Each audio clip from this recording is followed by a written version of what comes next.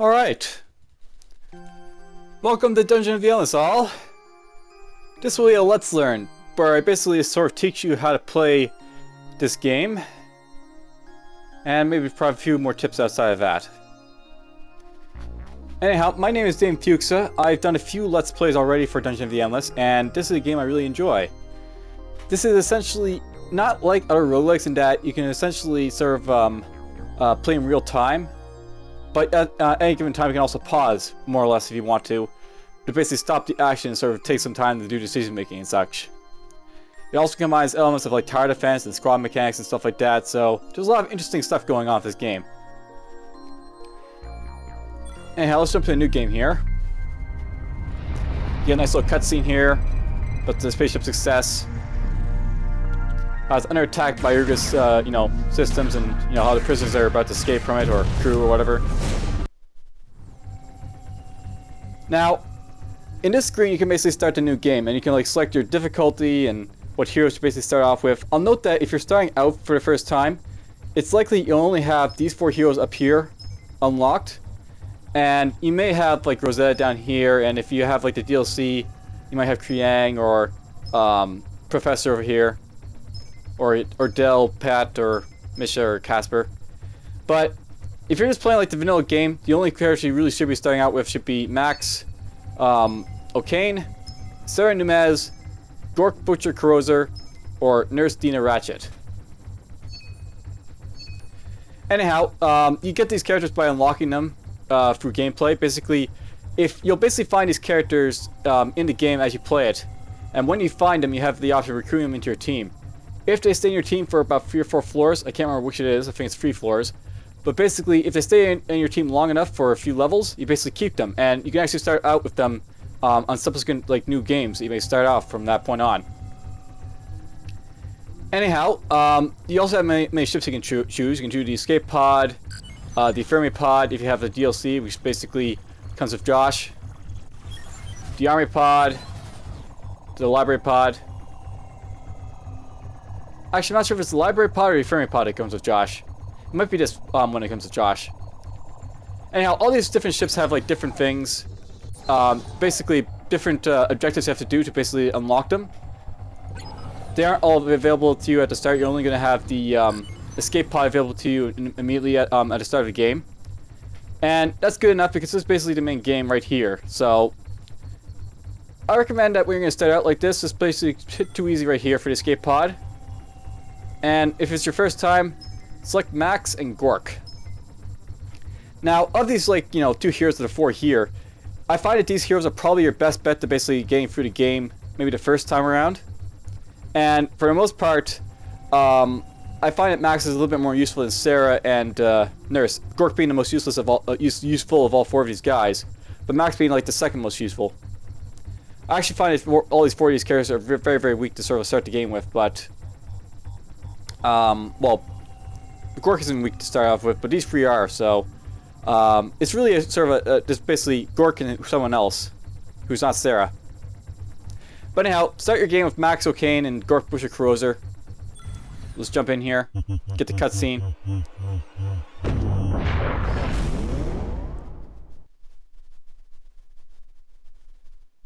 And load up the game. Alright, so this is basically the start of the game. You have your 2 heroes that you selected in the escape pod. You have a crystal right here. And you have a whole lot of, nothing at the moment. There's a door to your north that will basically lead to the start of the dungeon. And your goal is basically simple. Get to the exit of the level and repeat 12 times. You do that, you win the game. Alright, so I'll note by the way, if you press this button up here, you get the options. One that gives you a tutorial. So basically this will explain a little bit more of the basics to you. So basically you survive the crash. The only system in working condition in your blah blah blah. The only system in working condition in your pod is the crystal. Its source of energy. Defend it at all costs. Click next to continue. Staying put will not help. You will have to right click on the door to open it. So note that what it's basically saying here is you have to right click to open this door. Now, I'll note that depending on the hero you have selected here, it'll basically send the first hero up to basically open the door. So, click. Now, it basically tells you this now, but left click to select a hero. So you can basically select one of these heroes to basically have, you know, hockey at any given time. There's Gork. Tutorial, basically, this is a little bit about like your resources. So I'll note that this game is kind of linked to like the Endless series that is basically put out by Amplitude Studios. So if you played Endless Space or Legends of the Endless, this is, or that's not right, Endless Legends. These are the same resources that you find in those games, and essentially they do more or less the same things that you might expect them to do in this game as they do in those games. So you have like industry, which basically lets you build stuff. You have science, which basically lets you do research. You have food, which basically pertains to like your heroes, and you have dust, which basically is all about power and stuff like that. Anyhow, all this is very important, but basically, I'll basically get through all this stuff as like you go on. You can check the tutorial the first time if you want and basically go through it, but for most part, here's what you basically need to know. You basically are in this dungeon and you're trying to basically survive it. There's going to be monsters that will eventually attack you. You have to basically manage your resources that you have, and, you know, basically plan your defenses to basically protect yourself and your crystal and your heroes. At the start here, I recommend just building like, you know, an industry generator right here once you power up this room. And that'll basically start getting you some more industry. Industry is really important for building modules, and it's probably the most important resource in the start of the game, because without industry you can't build other modules, so you need to have it, basically. Now, of these two heroes I picked, or suggested you pick, Max is basically a good like jack of all trades type of hero. He's basically good at all like tasks that you basically send him to do, and Gork is pretty good at killing stuff. And for the most part, they make a fairly good team, these two at the start of the game. So for the first level, it's going to be very simple. You're just going to be opening doors and basically try and make it through to the exit. Now, this is the research module right here. And from this, you're basically able to do research. I won't be able to do any research just yet because I don't have the resources just yet for the most part. But when I get the chance, I want to basically save up for a Science Creator 2 right here. Now, I'll note that the research is random. Basically, you might have these options. You might have different options. What the options basically pertain to. This will always be a major module slot for research, as long as you have a major module to research. And the other three will always be minor module slots. And I'll get to basically what the difference between a minor and major module slot is in like the the next level. For now, for floor 1, we'll just ignore this stuff. Basically, we're gonna go through this dungeon pretty quick at the start here, and then at floor 2, we're gonna start to actually get into like the actual meat of what the game's all about. For now, it's just basically manage these heroes, keep them alive. Here's some enemies.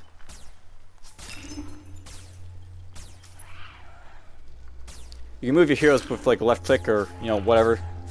Now, note by the way that your heroes will basically automatically do stuff. So if I have him in this room here, and there's like monsters in this room, he'll automatically attack stuff and be attacked by those enemies if they're able to attack him. Some enemies basically, it's worth knowing that the enemies basically all act in different ways. Some will attack your heroes, some will attack your modules, some will only attack your crystal.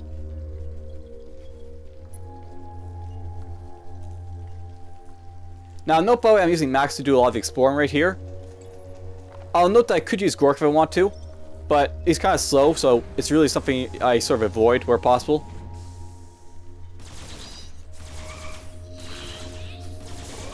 Now, he had a tougher enemy there to fight, so it took a little bit longer for him to kill. Generally, the first level is very kind to you and what you're basically going to be fighting. And I'll note by the way that if you have extra dust, you should use to power up rooms where possible to prevent monsters from spawning in them. Monsters will basically spawn in rooms that are basically unlit or have no power in them. So I'll note that if you look at my, we zoom out here with like the mouse wheel, by the way, you can basically see what rooms you have powered, and you can basically power up or power down with a mouse click, a middle mouse click. But basically, you want to basically power up rooms. If you don't power up rooms, monsters can essentially attack you from those rooms during waves. That'll basically spawn like as you open doors. So if I open this door, you get a random chance of something happening in his room. In this case, we got some enemies.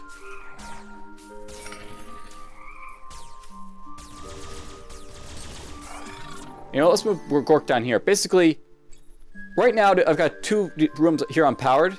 These rooms can spawn monsters whenever I open a door, on top of what's ever in this room here. So I can open this. We got some enemies in here. And I got lucky, but no monsters spawned this time around. But it's possible that, you know, every single time I open a door, that monsters could spawn in these rooms that are empowered. Let's move Gork down here to finish off this guy. Or Max to finish off that guy. Note, by the way, if you move, like, say, Gork up to this room here, stuff can't spawn in this room while Gork is in it when you're opening doors. So, if I open this door, Gork's in this room, nothing can spawn in that room. Alright, so this basically indicates some monsters have spawned. As you can see, some monsters coming after Max here. I actually want to move him down here. Max isn't exactly a strong hero, so I want to have, like, help from Gork to, like, kill a lot of stuff where possible.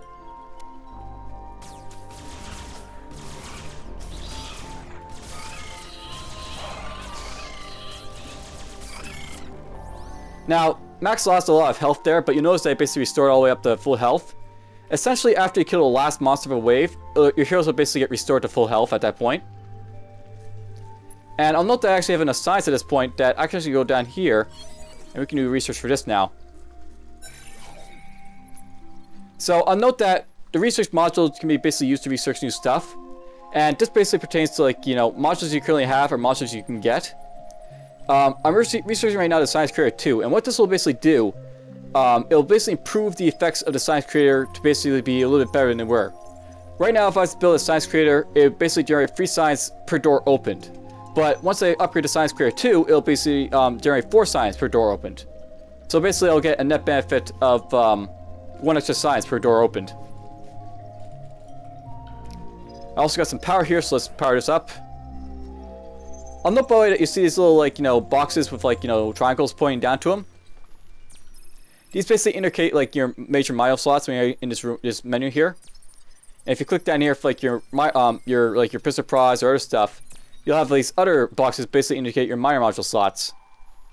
More on that in level 2 when I basically get to it. For now, we're not building that stuff, we won't worry about it. Let's go open some more doors. And essentially, we're just going to try and open our doors until we find the exit. And we'll go from there.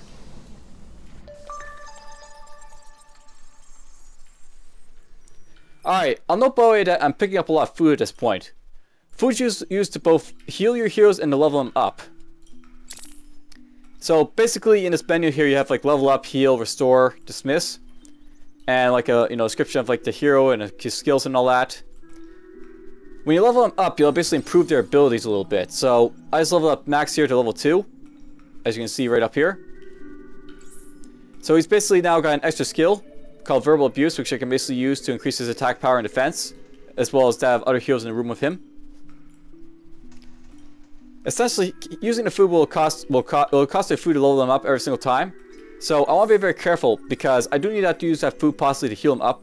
Basically, when he gets hurt. And while basically your heroes will, like, you know, heal up after a fight is finished, they can die if they run out of HP before a fight finishes, so you want to basically avoid that.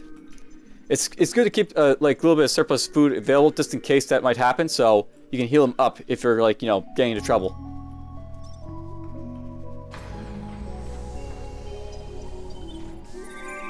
Alright, so here's the exit. It's basically a little man with, like, a crystal next to it. At this point, I can pick up the crystal if I want to get out of this level. But it's actually important to basically explore as much as you can before you have to leave, so we're going to keep exploring for now. I'll move Gork up here. Essentially, much true to, like, the roguelike formula, it's all about exploring as much as you can, and then leaving when you can. You know, you really have to leave because it's, like, not beneficial to you to explore anymore. You get more resources basically if you keep, like, you know, staying on a level to basically do more research or gather more resources. So where possible, stay on the level to get more resources and stuff basically to help you on, because later on you may not have that choice. Let's open up this door. Oh, okay, this guy's really dangerous. This is probably your first dangerous mob you'll find. It's basically called Necrophage Leaper. And he'll basically leap at your guys and do a lot of damage to them if you're not careful. So as you saw there, I went right back to Gork there to get some help. If you see those guys, you want to be very careful because they do a lot of damage. They're very fast moving, and they take a little bit to kill. Alright, I got 2 more doors up here to explore, so we'll open them.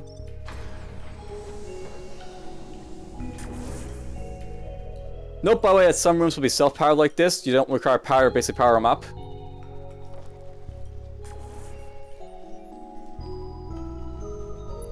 And I'll note, by the way, I actually researched the Science Creator 2. So, now if I want to, I can build the Science Creator 2, which is basically the improved Science Creator. And if I want to, I can do more research. I'm basically going to save my research for the Industry Generator 2, which basically is partially like the Science Creator. It basically generates more industry when you build it. Or existing modules will generate more industry for you. It's worth knowing that as you upgrade your stuff, anything that you have built will actually be upgraded with it. So it's quite nice for that.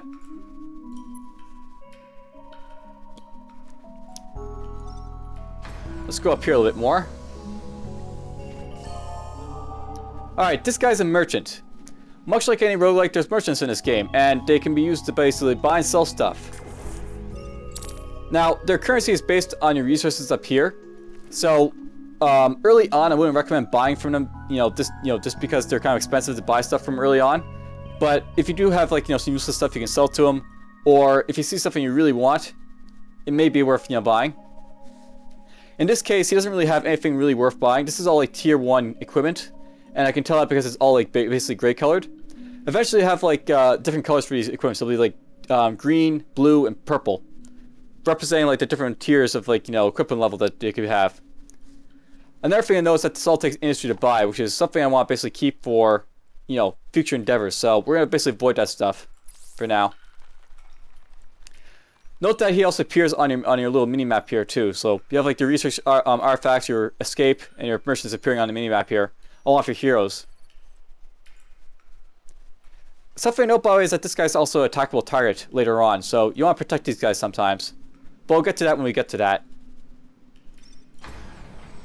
Alright, when you open the last door, it'll basically spawn this message to let you know that you opened the last door. There's another Necrophage Leaper in here.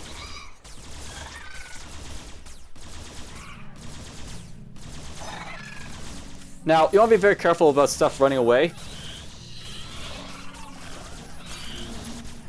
I'll go here and use verbal use. Now, when you see a guy's red portrait pop up, it means that he's in a lot of trouble. So in this situation, you may want to heal him, but in this case, we'll be fine. But that basically means they've gotten a critical health, and you may want to heal them right then and there when they're like getting to that point. Gork luckily has quite a bit of HP on him, so he can take a beating like that. This is why I brought Gork along. He's really, really powerful. But if this is your first playthrough, you may want to heal him at this point.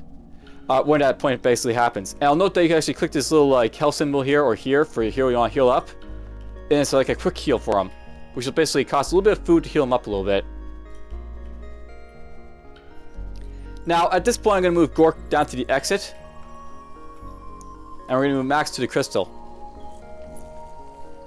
When you're ready to leave a dungeon, basically you can just like pick up the crystal and run to the exit with it. So we're going to do it with Max here, because Max is a little bit faster than Gork. And he'll be able to move this basically to the exit. When I pick up this crystal, monsters are going to spawn endlessly, regardless of where my heroes are in the dungeon, in any unlit room. And I'm basically going to have to get to the exit and get out, or I'll die if I linger around too long. So we're just going to open this up with a couple right clicks. And as you can see, these exclamation points mean that there's stuff spying on me. So Gork's going to take a little bit of a beating here, while he basically holds us off. And as you can see, there's a lot of guys coming after Max too. Luckily, Max is pretty fast, so he's able to get to the exit, fairly quickly. If you need to, this is a good time to use your heal to heal up your guys. But we'll be able to get out of here well enough, so let's exit there. And that's the first level of the dungeon. When you clear the floor, you basically get this menu. It basically tells you a little bit about what's going on. You'll basically get your stage time for the amount of time you're in that stage. The total time that you've been playing with the heroes in this dungeon. The monsters you've killed, and the doors you've opened. You also get your current score at this time, your resources, and how far up the, toward the exit you are. Over here, you'll see your heroes. They'll basically give you some talking points and such. So Stupid Elevator doesn't even give us background exposition. I'll note, by the way, that depending on the characters you have in the elevator, at this point they may have some dialogue between themselves. For example, if you bring Sarah and Gork into the elevator, they'll have some dialogue between themselves. And it'll go on for like a few floors until they basically complete that dialogue. Now, depending on what the dialogue is, that can sometimes be good or bad. And I'll tell you this. If Gork and Sarah, if you have those two in this elevator, it's a bad thing because essentially one of them is going to kill the other. Like, literally, one of your heroes is going to kill the other hero. So, I don't recommend having Sarah and Gork in the elevator unless you're actually trying to get them killed. One of them killed. Bit of a spoiler. Alright, we're going to go next floor here. And this will be it for the first episode of my Let's Learn. I hope you've enjoyed and possibly learned something. Next time when we get to level 2, we'll get to actually manage the modules a little bit more. And I'll be able to tell you a little bit more about them and such. For now, see ya.